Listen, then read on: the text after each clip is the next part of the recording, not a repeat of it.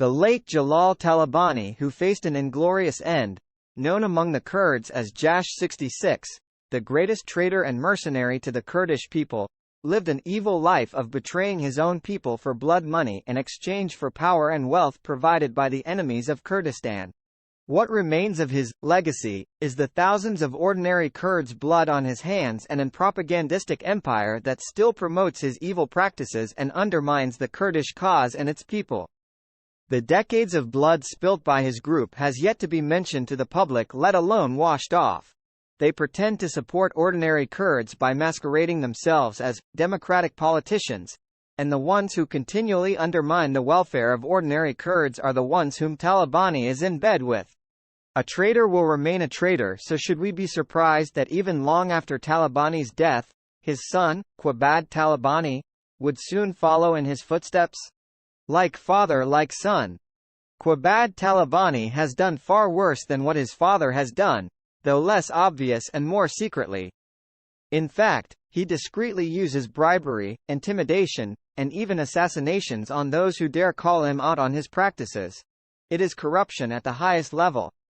The observant ones, the ones who dare expose these criminal acts to the public, are subjected to intimidation, threats, physical assaults, and even torture.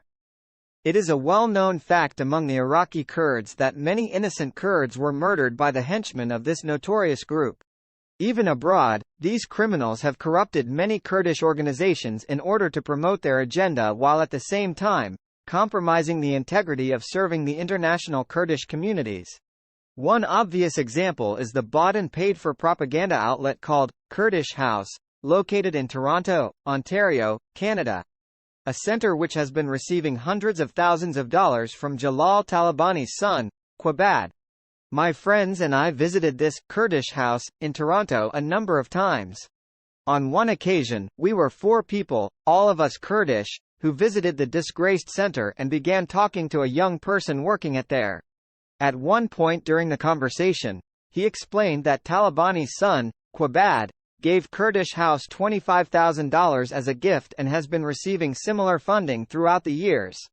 When we asked him why Talabani's son would give such a large amount of money when instead it could have been spent on the desperate Yazidis, or families of the dead Peshmerga, he immediately became very defensive and upset that we would bring up such a topic.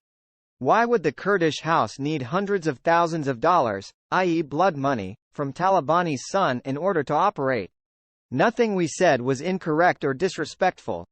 All we suggested was that the money should have been spent on the people who needed it most, which certainly weren't the Kurdish House of Canada compared to those suffering back home. At least Kurdish House could have simply rejected the gift and advised Qubad to donate the money to the desperate Kurds back home instead. But it seems that greed took over.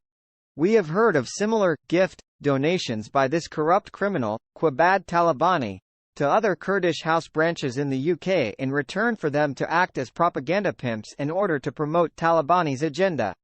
Don't be fooled by these deceitful Kurdish organizations that claim to support the Kurdish community and its people. Kurdish House and others are simply propaganda tools to support only the selfish interests of the corrupt and criminal Talabani family and their group. If it was not for the corrupt individuals like the ones at the Kurdish House, this family could have been gone long time ago. This so-called Kurdish House is no way, shape or form a home for Kurds and as such, is properly labeled among Kurds as corrupt house or prostitute house.